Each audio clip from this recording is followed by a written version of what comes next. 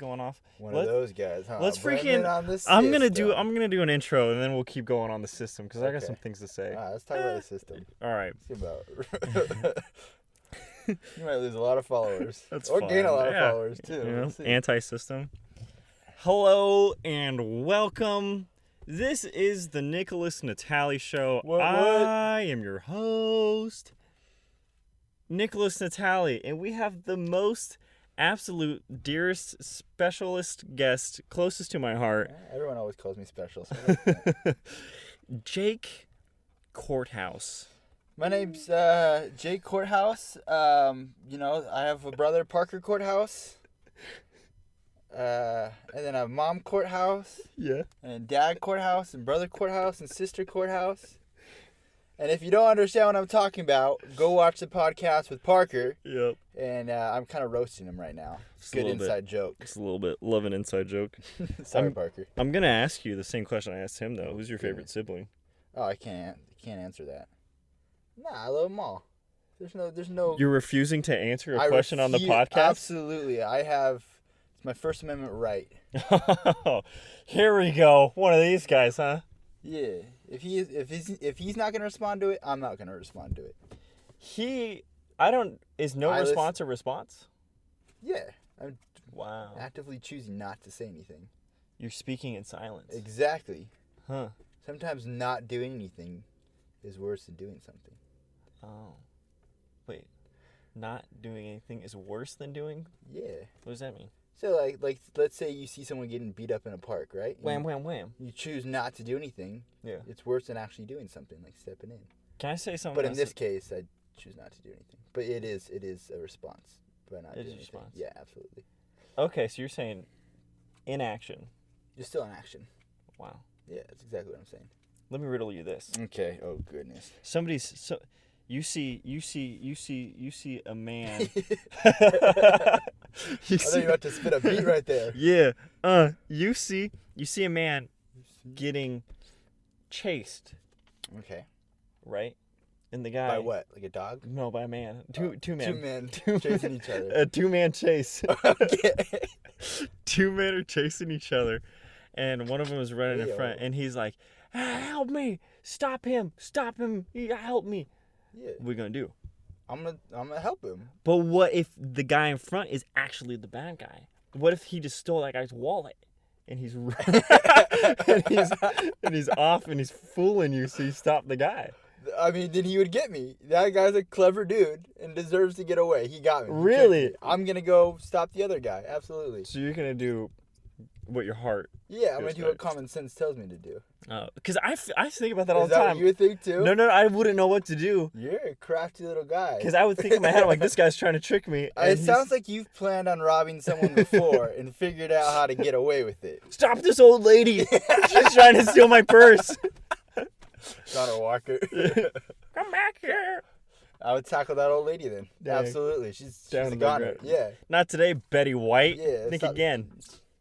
Trying to get this bread. Yeah, stop stealing this young man's purse. Well, now you can't. You can't even like. It's no big deal. It is. No, it's not a big deal. No big Why'd you deal. even bring it up? Just because it's no big deal. Yeah. Yeah. That's how not you're big right. a deal it is. It's 'cause So it's breathing. Not a big deal. You know what I mean? I don't know why you brought it up. breathing is the same as owning a purse as a man. It's no This big deal. is no big And I deal. don't know why you brought it up. I'm not bringing anything up. Speaking of Betty White, did you know she's older than Bread? I No. read that. I don't know if it's true, They're just- but I'm gonna say it. I don't know if I believe that. Well, That's I cool, got though. no more information. other That's than cool. Yeah, I don't know how to respond to that one. that. Good for Betty. I Good don't for know. her, yeah. She looks Dude. good for that old, so good for her. You want to know how Betty White inspires me, Gosh, yeah. dude? Have you seen her hands? I haven't, not for a while, no. It's been a cool minute since Yeah, you it's been a hung out while with her. since yeah. Dude, her hands at whatever age she is pristine, and She lathers them up with lotion, right? she wears gloves. Oh, okay. It makes me want to wear gloves. Do it. But what type of gloves could I wear? Because she wears, like, fancy If rubber gloves. If you're going to go all in, you need to go all in. Fancy rubber gloves. Don't half the glove like Michael Jackson. He just had one. No, you got to go. He only has one good hand. He only got, well, yeah, exactly. No, you got to go all in. Hmm. Betty White style. Be like Betty. Be like Betty. That's what I say. Wow. Maybe I'll go some construction gloves. If Betty approves, then I say do it. I'll ask her. Okay. I'll ask her. I can't wait to see you next time with gloves. You better. Next time on the pod, I'm just ultra You heard it gripping here, this folks. microphone. You better have it. Next time you're on the pod, I'll wear them. How about Okay. that? We can next both week wear then. them. Okay. Let's get the gloves with the fingertips cut out. Oh, those are cringy. Yeah. But they make practical sense, but they don't at the same time. You know what I mean? Yeah. Like, no, I get the point, but... Yeah, no, absolutely. Like, it makes sense, but it's just like, it's that one guy who's wearing a bicycle helmet. Like, yeah, that guy's smart, but like, he gets teased on for it. You know? It's one of that. You tell me you don't wear a helmet when you're on a bike. I mean, I don't care what people think about me. I'll wear a helmet. But do you wear a helmet? No, I don't wear a helmet. You got me. I don't wear a helmet. Bro, I was anti-helmet forever. The longest time. Still, somewhat am. I don't know. I'm like, here's what I'll tell you what changed my life. It's a big statement, man. In my Something's helmet. changing your life. This better be huge. Well, got? Some brother and I, we used to snowboard. You know, we used to go up there and shred, and I was just a young tyke. Oh, dude, and you weren't wearing a helmet for sure snowboarding, Never, right? no. No one does. Yeah, because Unless you're really good. Well, I'm like medium, midway. Yeah. So and I'm not exactly what you said. Helmets are for dorks. Yeah. For ding dongs. Ding dongs. Ding dong. Ding dong with the helmet. And the one time I didn't go with my brother, I went with Jedediah Phillips. I'm allowed to say his name. Hi, Jed. Yeah, dude, the guy's a legend. And one time, Jed wore a helmet. But Jed's also good. Well, he's good. Yeah, exactly. That guy does like triple backflips. And he went up off of this, like, it was like a vertical ramp where it's like a wall. Yeah. You know? Okay. And he was going to go up, and there's a log at the top, and you go up and you tap it, and then you come back down. Tapper, yeah. And he was coming in hot as a tamale. Okay, And that's good. Yeah. Good save. Thank you. And he went up, and instead of tapping it, he just flipped backwards, but didn't complete the flip and just fell like. Wait, is this Jed? This is Jed. Oh, gosh. And just like 7 feet down, and right on his head, like nothing but head. Oh gosh. And you heard pop and everything? He just laid there, Dude, and I was that's like, crazy. I thought he was paralyzed. Yeah. He got up. Wow. Helmet saved his life. Oh, absolutely. I've Never worn one ever since, but I see the, I see the I learned a purpose. valuable lesson that day, but I just kind of disregarded it. Anyways. So I see the point. I'm just saying I appreciate him. That's funny, but I still choose not to wear a helmet. Because I'm not a dork. Not a ding dong. Oh, that's funny. Yeah. You're gonna be a dead ding dong one day. Dead dork ding dong. There it is. Say that 10 times fast. Dead dork ding dong. Dead dork ding dong. Dead dork ding dong. Dead dork ding dong ding. They make helmets that look like hats now. So if you want to lose the dork factor. Okay. Yeah. I'll look into that. Please do. Yeah. Back to the system. Down with the system. So I think the system causes you to not have. Let's backtrack. Whoa, Let's backtrack where we're at. I was saying that I wake up in a frantic frenzy. Oh yeah, you wake up stressed in the morning. Yeah, I wake up stressed in the morning because I have like a small amount of time before I have to get to work. Mm-hmm. So I think, like the system of a 9 to 5 and 40 hours a week minimum, not including commute time, dude. I don't know how people aren't stressed when they wake up. If they have like anything they want to do in their life, right? Yeah. Your window's small. Yeah, absolutely. And is it really 9 to 5? I mean, by the time you get back home, it's what, 7 o'clock, 8 o'clock? You're easy. exhausted from work. You got to cook dinner. You got a lot of stuff to do. Yeah, I understand where you're coming from. Yeah. So, you got to get rid of the system. There's ways you can get rid of this. I mean, I don't work a 9 to 5. So I know, you lucky dog. I love it. I love my schedule. What do you do with all your free time? Oh man, I wish there's a lot of things I wish I would do with my free time. I'm trying to learn Spanish. How close do you hit me with a little? Dude, I haven't even started. Say you love me. It's hard for you to say in I English. I just know mi amor. Okay. That's all I got. So, no, I wish I was more productive with my time, but I do have a lot of free time, which I love throughout the week. Yeah. Would you rather do a 9 to 5, or would you rather do like 3 12s? 3 12s. Yeah. I think so. Will your job let you? No. Oh, that'd be nice. I know. That would be nice. Bummer. Just because I think, at least if you have 3 12s, it almost helps you with, like, compartmentalizing your responsibilities. No, absolutely. Because, like, those 3 days, I probably wouldn't even consider doing my other stuff, you know? No, but then on your days off, like, it'd be all that well, stuff. And that's what I have, too. I work the 12s, and, you know, I try and at least get to the gym on those 12s. And then after that, the only thing I'm focusing on is work, so it's pretty laid back. And then I got 4 days off, and then that's essentially when I get all my stuff knocked out. So it's nice. I like it. Yeah, nice. It's good. Yeah, it's nice. That's nice. I like it. Hey, that's nice. Hey-o. What a lot of people don't know about Jake Korthuis and I is that we live together. Yeah, we did. Yeah, we lived together. Ayo! Ayo! We slept. Best year of my life. Oh, really? Yeah. Oh, I'd say so. dude. I Heck miss yeah. it. We slept head to toe. Toe to head. In a way. In a way. Separate beds. Dude, that year was when Sincerely Awesome really hit. Thrived, bro. Yeah. Because we had, you know, 2 masterminds living in the same house. Video content was at an all-time high. Changing the game. Dude, literally 24 hours of just talking about video content. So, yeah. That was true. Dude, that's all we talked about. And so, yeah, that's where we really blew up. Well, we didn't really blow up, but we thought we were going to blow up. One blow up. Our first video. What, we got like 30,000 views? Yeah. I think part of me wishes we would have stuck with it because we were still getting like 500, 800 views on our other ones. We absolutely were. But we were so dumb. We were so it's almost like egotistical of what we thought we should have been. Yeah, I know. We thought we were going to hit it a lot quicker. Oh, they don't love us after 3 videos? Yeah. I'm sick of this. Done with it. Can't handle it anymore. I honestly think the Dartboard challenge has to be one of my most memorable nights of us living together, though. What? And just so you guys know, as we bring this up, you guys are more than welcome to stop the podcast. Yep. Go check out the video and come back. Yeah. So, okay, tell me about it, Nick. Why was it the most memorable? It was most memorable to me because of the randos that showed up and the willingness of somebody shaved their armpit. Was that Daniel Benson? Probably. He did. He yeah, probably just did it just for fun. I know he did. And he drank your drink for fun. I know he did.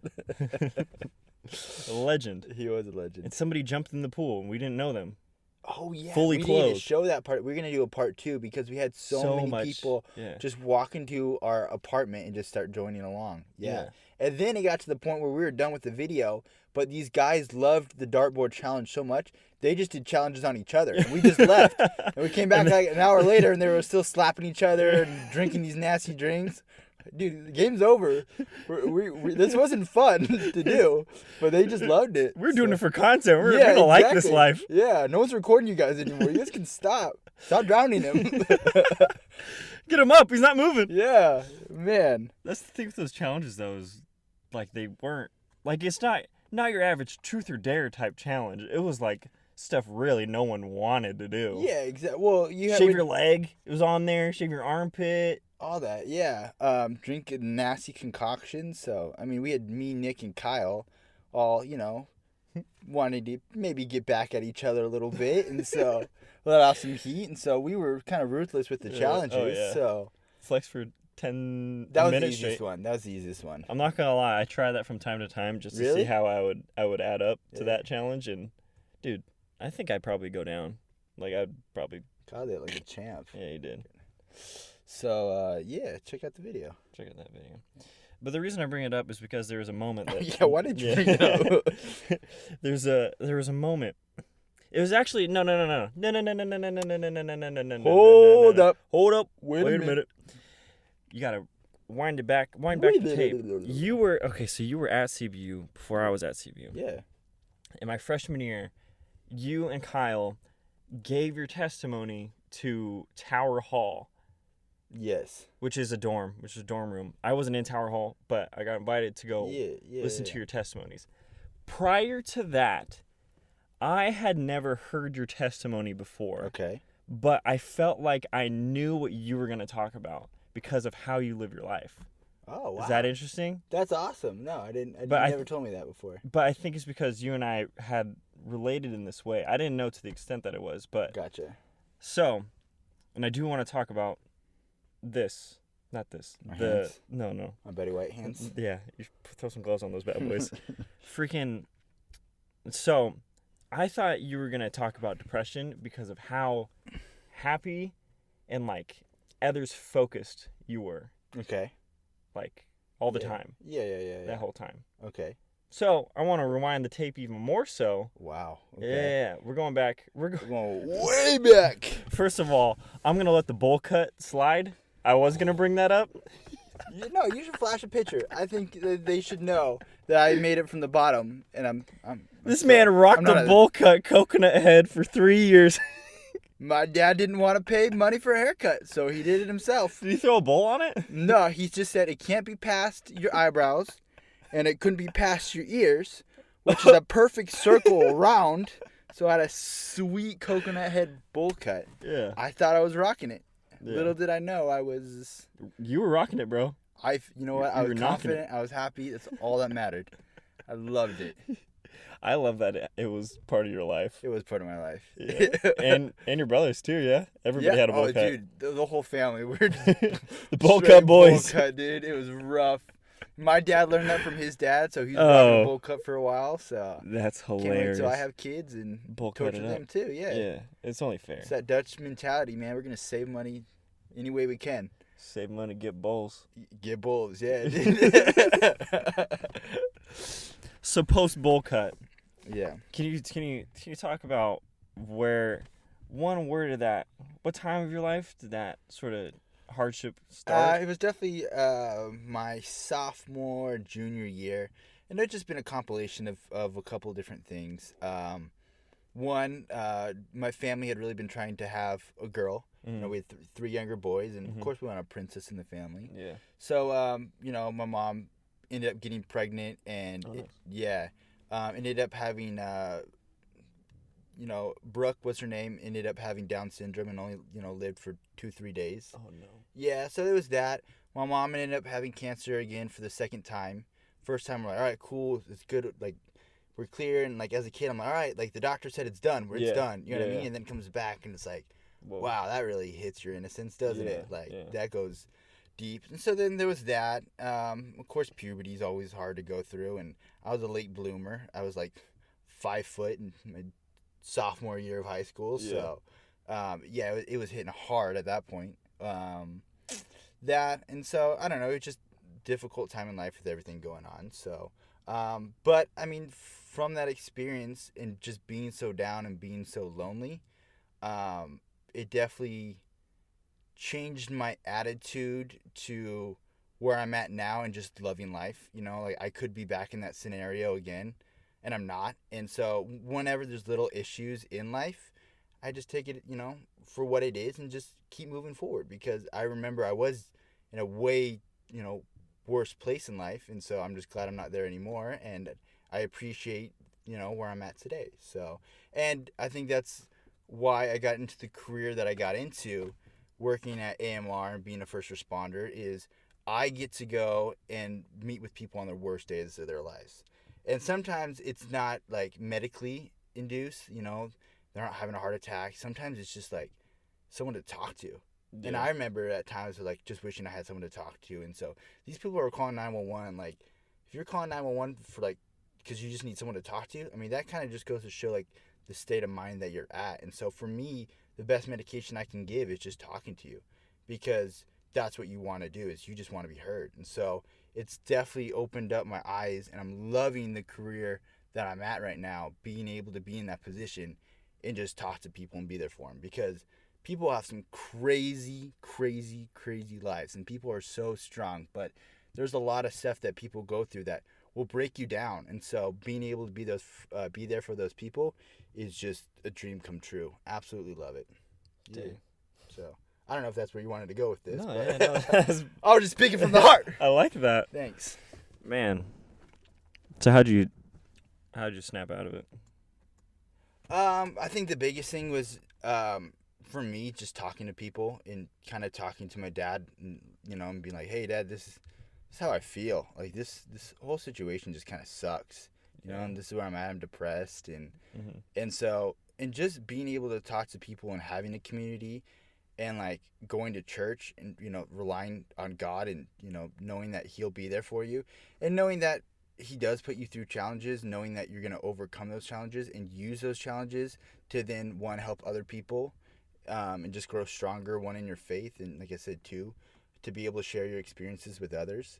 So I think the biggest thing for me was, one, having that community, and two, having, my faith to fall back on. So, and like I said, being able to use that experience, I'm able to kind of help put myself in other people's shoes. So when they do have those, symptoms or those feelings, and I can see that they just need to talk, I'm able to be there for them because I kind of went through it myself.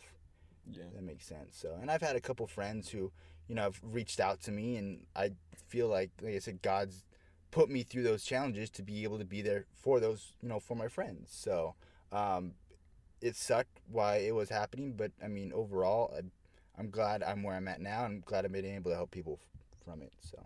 Yeah. And then I feel like you had another big challenge, and I want to know if that first time in your life helped you prepare for the next one. Yeah, I think I know where you're going with this. Go ahead. What challenge did I go through, Nick?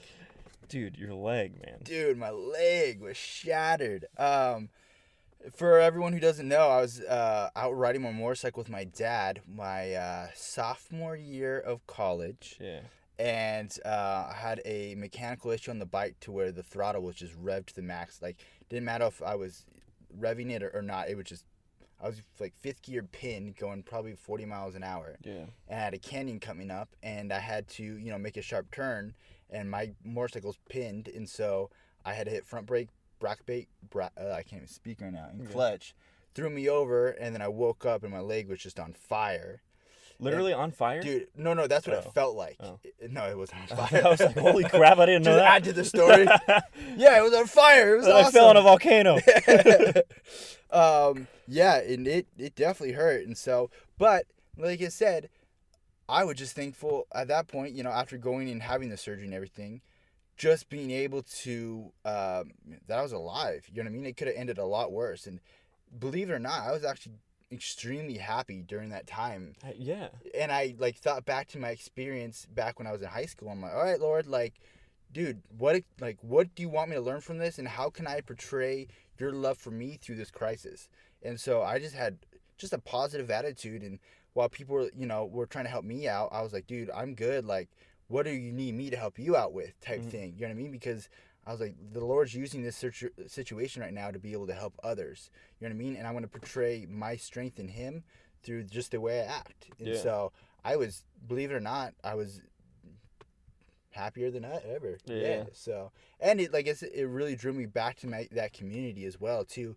Using Kyle, just to be able to get food. Like, we were going to the calf, and I couldn't grab anything. I'm on crutches. Yeah, so it was a really good opportunity to really lean back into my career and really trust on others. So, like I said, it was a good experience. It really was. I grew a lot from it. It's crazy because that joy and happiness was for sure authentic. Like, nobody thought you were masking. No, you know what I mean? No. Like, it was genuine, and there was for sure some like you definitely inspired a lot of people through that thing. Oh, I didn't know that, but thank you. I appreciate that. So, but not only did it break, it was broken forever. Holy crap, dude! What the heck was that all about? That was a bummer part. You had surgery, and surgery usually recovers 6 weeks, but no. Well, this one was such a bad break, so it broke in so many different pieces, both tib and fib. Damn. With fib being the weight bearing bone. So, or the tib being the weight-bearing bone. So, I was out for, I think, 6 months on crutches, and then when the doctor said, "Hey, time for you to walk again," I put my foot down, and my ankle was off 30 degrees. Oh, it was shoot. Yeah, did not. It looked like it was broken again. And he's like, "Yeah, doctor, you messed me up." Yeah. What the heck, man? And so, like I talked to my dad about it because he's a chiropractor. And he's like, "Dude, it just broke in so many different pieces. It's like putting a jigsaw, like ripping a piece of paper up and putting the paper exactly the way it was supposed to go, and then shoving a rod and metal through there and hoping that the paper all stays in one spot." Oh. So like he had a hard job to go through. This wasn't an easy surgery, and so luckily we reached out to Cedars-Sinai out in L.A. Phenomenal facility, and they broke my leg again. That one bone that was the piece that didn't heal correctly. Yeah. And they re-broke it, and I was on crutches again for another 4 months. So dude. I was on crutches in total for a year and like 2 months. But dude, my triceps were as big as ever, bro. Dude. Huge I was guns. so good on those crutches. I would crutch miles, man. I wish I had like an Apple Watch so I could see how far I crutched every day because, dude, I had my backpack. I was still going to class. Oh, yeah. So I was going to the engineering building. I was, I was going back to the calf and everything like that. Going to the gym, too. Yeah. It was the biggest I've ever been. I was going to the gym 6 days a week. And I didn't have to do legs. I mean, that's like heaven. And people brought you the weights? Yeah, dude, I was living life, man. People brought me my food, brought me my weights. Dude, I was 200 pounds of just pure muscle. Just like, pure mass, baby. My biceps and triceps were just huge. Beautiful. Yeah, they were massive. Yeah. I remember the first few weeks, like, I would see you on crutches, like, sweating it out. You know? Oh, dude, it was rough, man. Then you had this insane transformation of just swole McGee, dude. Dude, it was triceps, like, nonstop. It was awesome. I loved it, man. I wish I could have those arms again. I've lost all that since then. But you should just start practicing your crutches again. Dude, I'm telling you, I'm gonna go back to leg up in the air again, crutches 24/7. Yeah. Dude, that was good. That was good. Yeah, and I remember having to go up Kyle's apartment because he was on the second story, of course, having to crutch up that. Dude, I had it down. I was like going down those stairs faster than people could like run up it, man. Just skipping it. Yeah, I was gonna say three freaking steps. Dude, at a time, yeah, exactly. Down. I was so good on those things. So, but it's all the attitude that you go into it with, and so, that past experience definitely, made me happy to where I was. So where I was at. Yeah, that's not easy. All right, you ready to windows it up again? Yeah, here we go. Oh, doggy, you feel crisp? You feel clean? I feel crisp and clean. All right. Oh man, I'm ready. Jacket on and jacket off.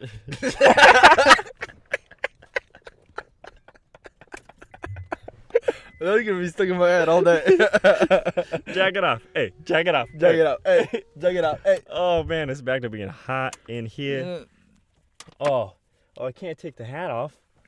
You going backwards or frontwards on your hat? I'll go side. Go side? Oh, for sure. I got you right here, baby. What's up, baby?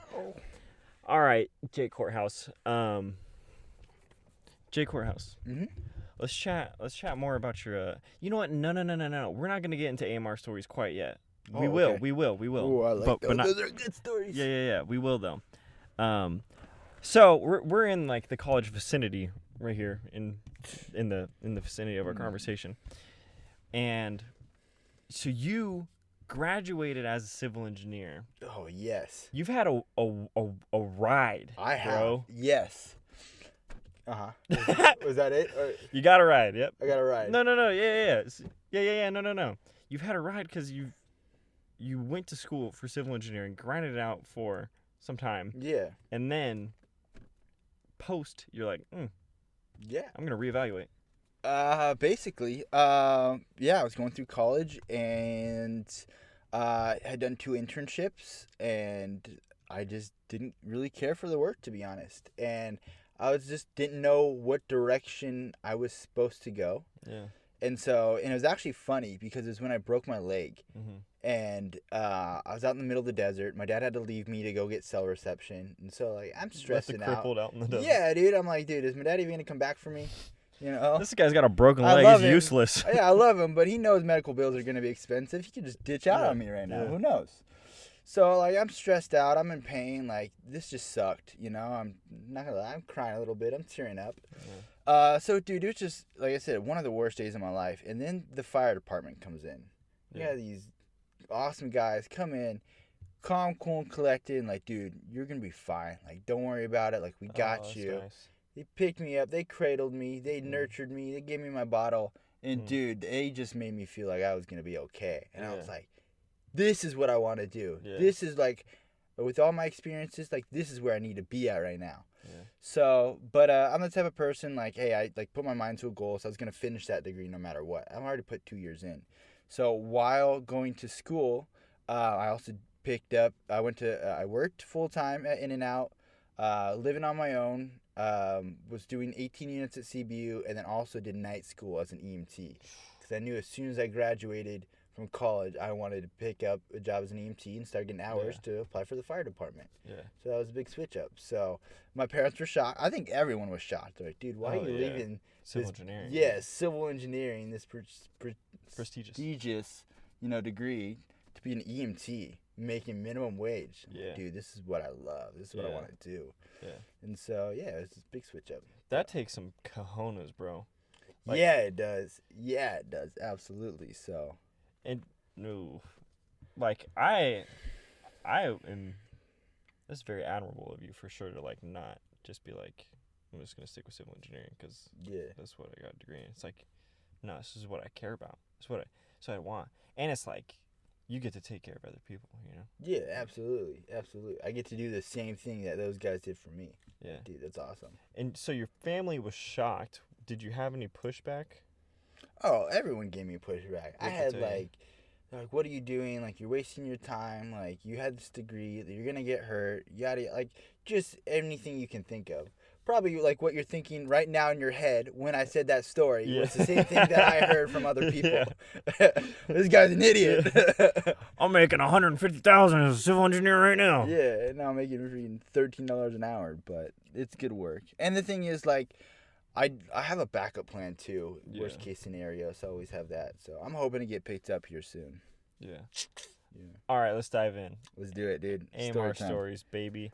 Oh man. What's one of your faves? What do you like? What's one of these that you're gonna like? You cannot forget. You cannot get it out of your mind.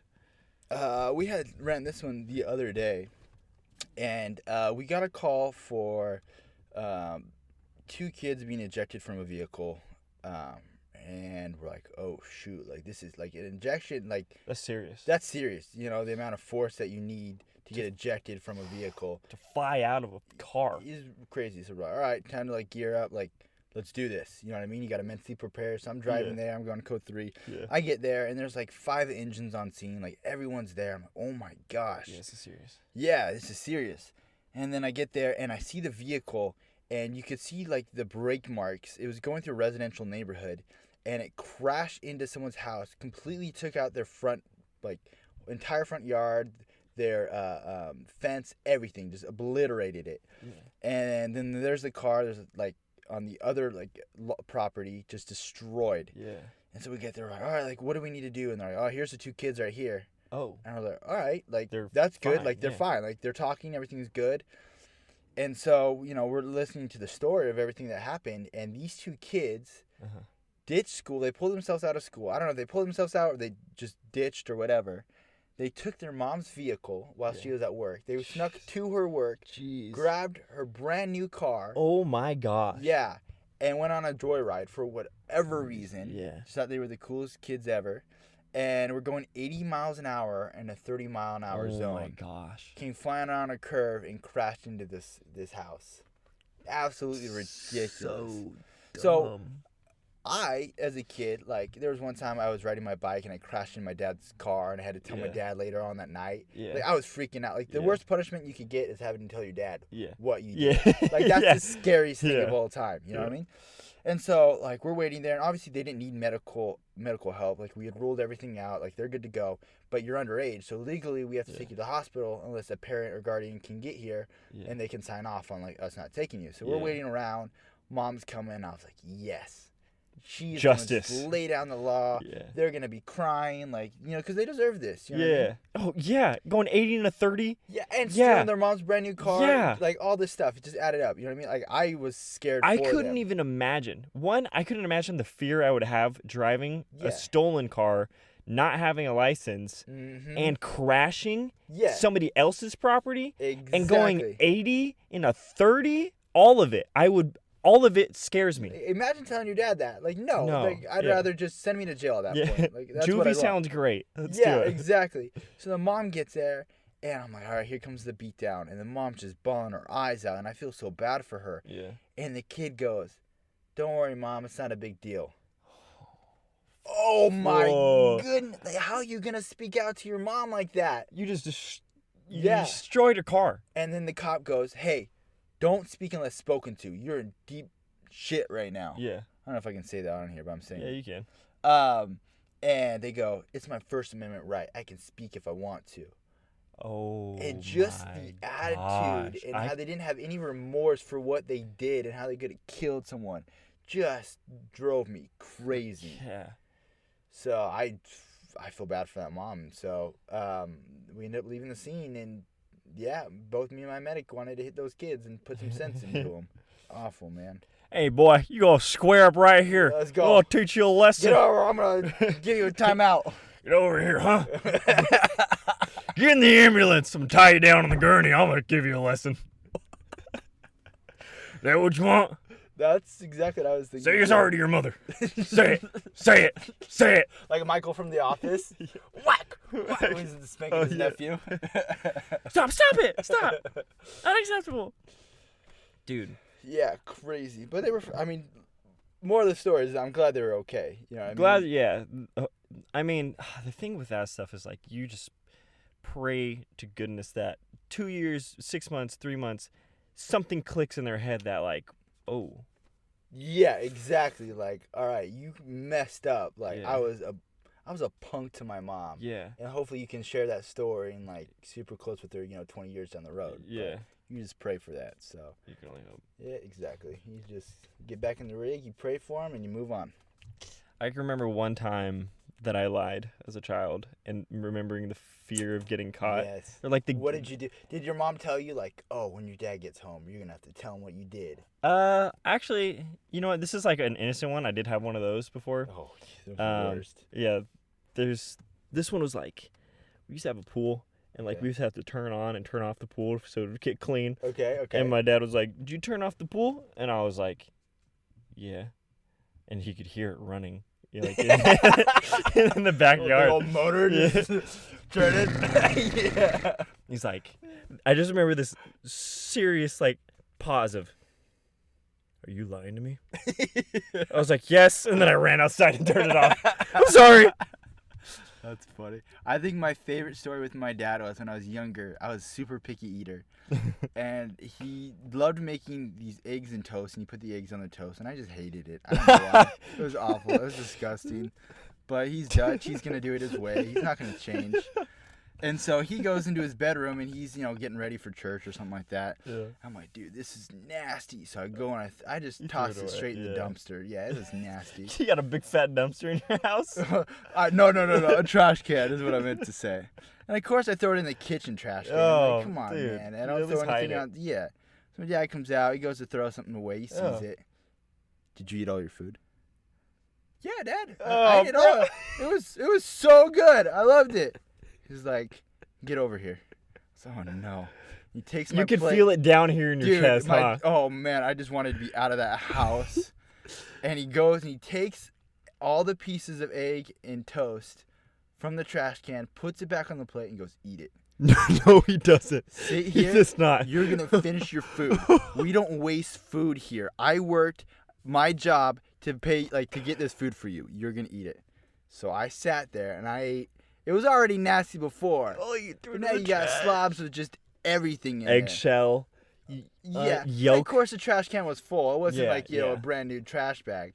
So, yeah, that was the scariest. And that's when I learned, hey, don't mess with Dad. Dad knows what's up. Whatever I think I can pull on Dad, I can't. I can't. You're right, Dad. I'm nothing. I am nothing. I'm so stupid, Dad. I'm so stupid. So that was my funniest story with my dad. I think I didn't get in trouble for this, but I think there's a lesson in it. I felt like this was at one of my. What'd you do? This is one of my worst things that I've ever done. Oh. No, I shouldn't say that. I've probably done way worse stuff. This is at the time that was okay. That's a good way to put it. I was struggling at school, grades, like lack of motivation, wasn't doing. Dude, we were both in camp together. I feel like on that. Yeah. We were bottom of the class, man.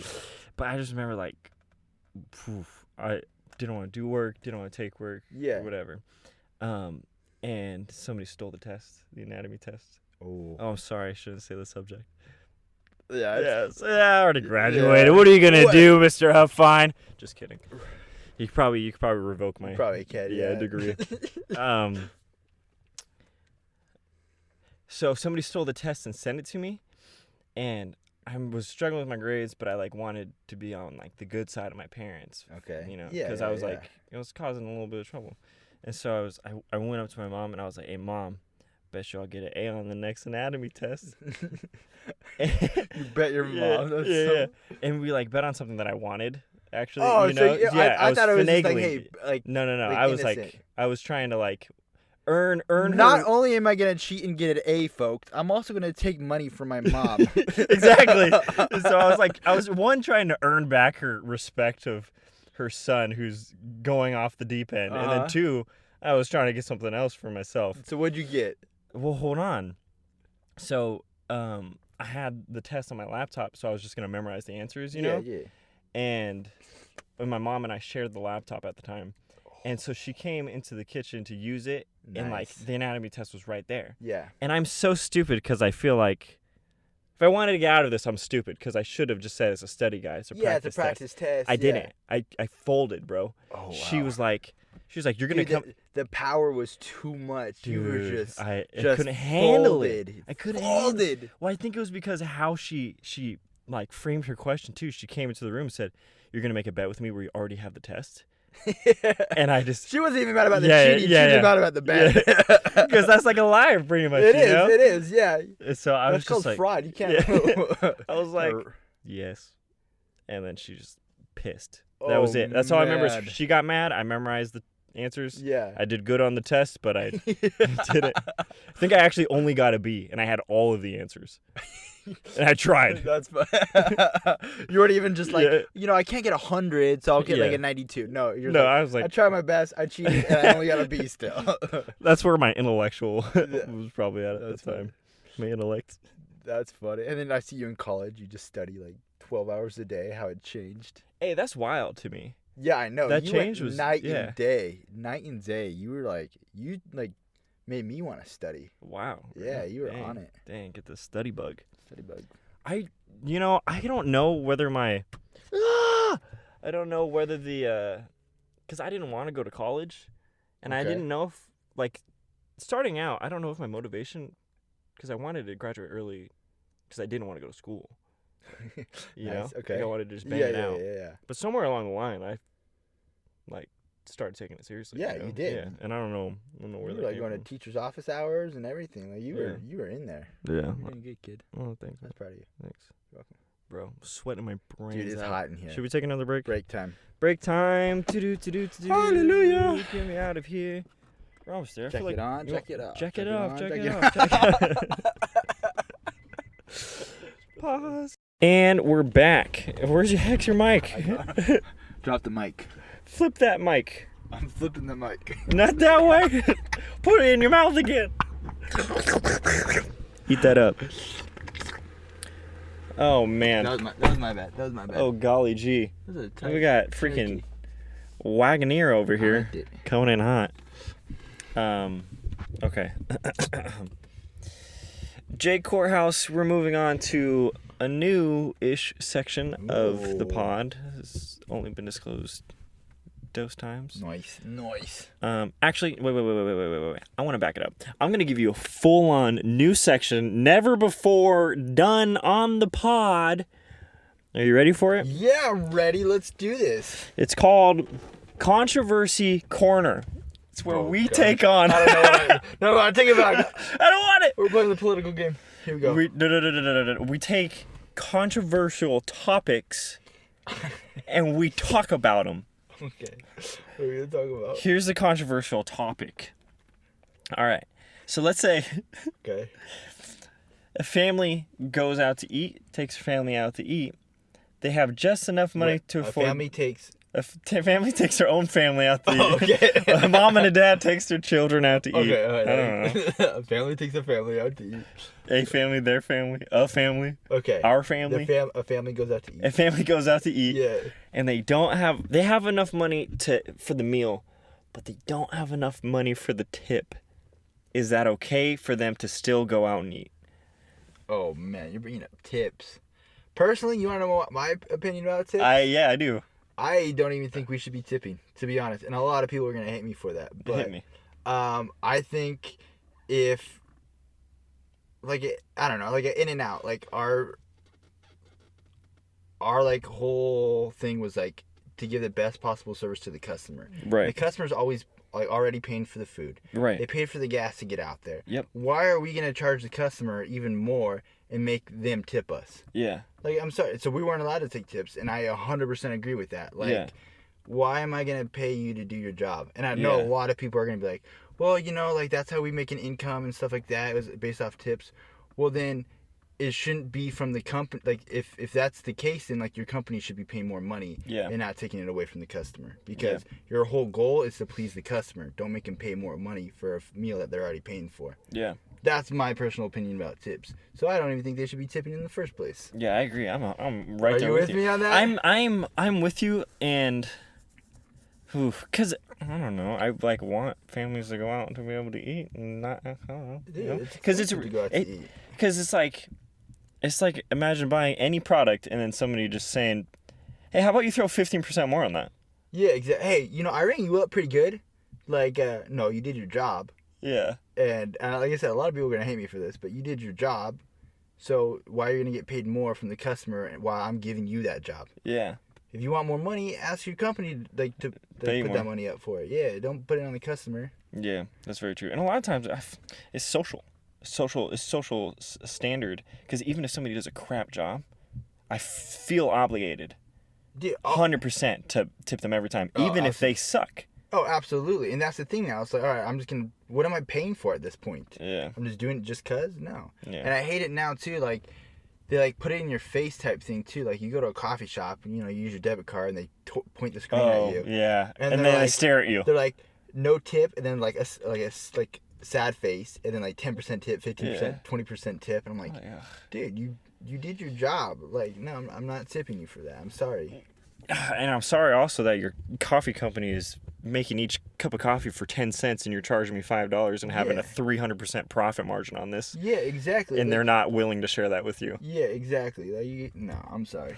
Yeah. That comes on the company. If you want more money, if you want to make a lifestyle out of it, ask your company for that. I don't think tips should be a thing, to be honest. And I've been to a lot of countries where tipping isn't a thing, and I agree with them 100%. And I love it because I don't tip, or if I do tip, oh, yeah. Then they're like, oh my gosh. Get this guy a bottle of wine. Yeah, exactly. Like, if they hear you're American, dude, the service is just ridiculous. Next level. Like, when I went to Spain, like, oh my, like, we just basically had a waiter just sitting there. Because we had, like, a group of, I think, like, 25 people. So they knew the tip was going to be good. Yeah. Dude, the service was incredible. You know, like, if I'm going to tip, I'm going to tip for this service. Like, I have a waiter right next to me. Yeah. Like, anything on call. Yeah, on call. Like, oh, I'll tip for that. That's fine. Yeah. So, no, like, and that's definitely, like, a very, like, American thing to do is to tip. And I don't like it at all. Yeah. Call me cheap and all, but it just, I don't see why you're putting it on the customer. Yeah, there's a lot to it. It makes me think, you know, and I'm not, now we're going to get into a part of a conversation where I'm not fully educated on, and I'm just letting that be known for listeners too, that this is just me processing things out loud, in a sense, is like something that else I think oh God. This is gonna be a rough topic. This is gonna be rough. And I don't know how, I'm just trying to go for it. Those types of jobs in general, I think now are like, I think middle class is kind of disappearing in a sense. Okay. In the sense that waiters and waitresses in those types of occupations, there's almost like this demand now that they should be able to have like a middle class lifestyle. Okay. Based on that job. So for example, like if San Jose is expensive to live in, right? People that live in San Jose that can afford to live there, they want to go out to eat because they can afford to go out to eat, but the waiters and waitresses that work there cannot live in the city because they don't get paid as much, but those people want to go out to eat. So if those people want to go out to eat and those other people don't get paid as much to work at the restaurants, then you don't get to go out to eat because nobody's working those restaurants. So they want waiters and waitresses to have higher pay so that they can work at the restaurant and they can supply like meals for people that want to go out to eat. But then that career, it's making it like those types of jobs that were previously almost like part-time jobs, spare cash jobs, get through school jobs, are now being, we want this full-time career. Like, we want this to be sustainable living jobs. Yeah, absolutely. And like now with the virus coming in, people are less likely to go out and spend and go out to eat. Okay. So there is like this weird thing of, do those restaurants now have to pay those employees more? And if they get bumped up to $45, $35 an hour for being a waiter and waitress, me having an engineering degree, having between $25 to $45 an hour, now my job is lesser, even though the work is more complex and demanding. Yeah. But now we're on the same level. Okay. I'm just kind of speaking out loud how all of that is like starting to come to my mind of, because you can't raise, I feel like we both just smoked the joint here. Yeah, it is. You can't raise the minimum wage to be so high that it's the same as engineering, because then there's like inflation, and then I don't know any solutions to all of this is what I'm saying. So the fact that this tip thing comes into play is like full circle of, they need to get paid more, but we're the ones that are going to pay them more so they can have that job to sustain themselves for the long term, instead of it normally being like a stepping stone to a career point. Yeah. So, well, what do you think about that? What do you think the solution is? I'm putting it on you. Hot dang, bro. I follow. I wish you didn't put that on me. I was really hoping you'd take me away. No, I took the lead on last one. Parker's coming in. Yeah, Parker's coming in. My thoughts are, gosh dang it. No, my train of thought. Parker, stay in your car. Stay in your car, Parker. Parker. Stay in your car. Parker, stay in your car. We're talking about... I can't... Get that out of your mouth. So my solution, I don't know, because this is all very new to me. Like, these are thoughts that you brought in a lot of stuff. I did. Coronavirus. I brought in so much. I told you I was processing. This is a long conversation. I know. I should have saved it should have had it in the beginning, but well, it's just opened my eyes. The whole coronavirus has opened my eyes to so many different things. Like, for another here's another controversial topic that we can discuss, I feel like. Okay, cool. So a lot of opinions that I've been reading online and on the Twitter sphere is that people are saying that if everybody has to stay home, that the government should be supplementing people's mortgages and rents.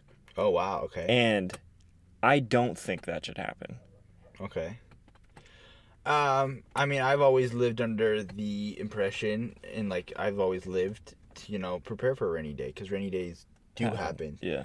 You know what I mean? So, I think it comes down to how you budget your money. Like, I have an emergency fund, so during this time I will pull from my emergency fund. Yeah. I don't know if you do the same thing, I do, but I think it's important to plan from that.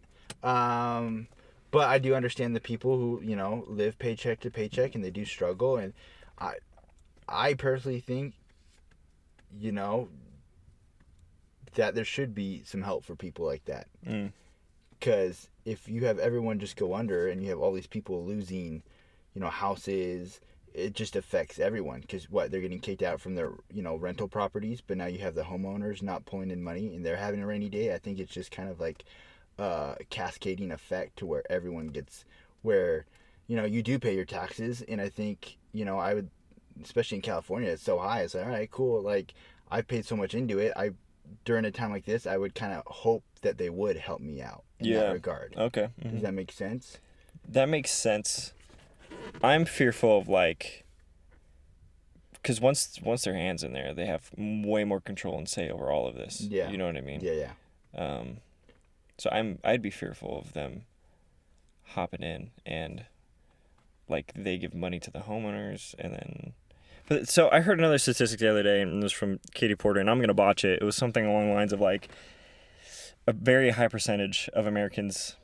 It was probably between 60 or 70. I can look up the video after. Okay. But cannot afford a $400 emergency, and that makes me so it kind of ties into what I was saying before. It makes me wonder if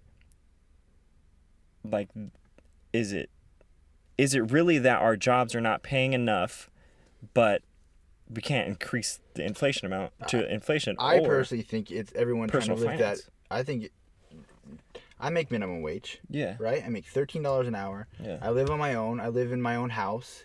You know what I mean? I rent with roommates and stuff like that. And I make it, and I save money. And I think the biggest thing is everyone wants to live that American lifestyle. And this is what I've noticed from America is everyone is so materialistic. Yeah. I mean, you go down one of the neighborhoods on 7th Street in Victorville, look at all their cars. Their cars are better than mine. Oh, yeah. And I think it's everyone trying to be oh, well, I have this. And I have to have this. Yeah. I have to have this. I have to have this. And I think it's the biggest thing is figuring out what's important to you. Yeah. And so if you have if you need to get a 10-year-old car that has 70,000 miles, 80,000 miles on it, do that, and you can cut your payment from $300 down to $75. Yeah. And I think it's just how you manage your money and not caring about what society thinks of you. Yeah. Because that's how you're gonna get ahead. And I was reading a book too that most millionaires, not billionaires, but most millionaires, if you look at the cars that they drive, I mean, they're Honda Civics, a 2018 Honda Civic. They're not these flashy cars. They don't care what people think about them. They're living it because they want to save their money and they want to get ahead, and that's how you have to live that lifestyle. And my grandpa was a truck driver. Yeah. He made little to no money, and when he passed away, he left my grandma with so much money. This is verbatim. She says, I have so much money, I don't know what to do with it. Oh, that's amazing. That's crazy. He was a truck driver. Yeah. But it's how he manages money. He didn't go out to eat all the time. He packed his own meals. It's the little things, but it's being conscientious about how you spend your money and how you budget it. And I think that's what it comes down to. So that's my personal opinion about it. Yeah, because that was what I was thinking too. I was you can put the statistic that nobody is getting paid enough, but the other half is okay, well, personal finance. You got to hold yourself accountable to that money too. How many of those people have over a $20,000 car? Yeah, probably a lot of those people do. Yeah, you know what I mean. It's just it comes down to your lifestyle choices, and that's my opinion about it. Yeah. Again, I might be hated on for it, but I think it's how you choose to budget your money. Yeah, I agree. Thank you for being on the show, Jake. This has been wonderful. Welcome. I'm gonna say one more thing. I have been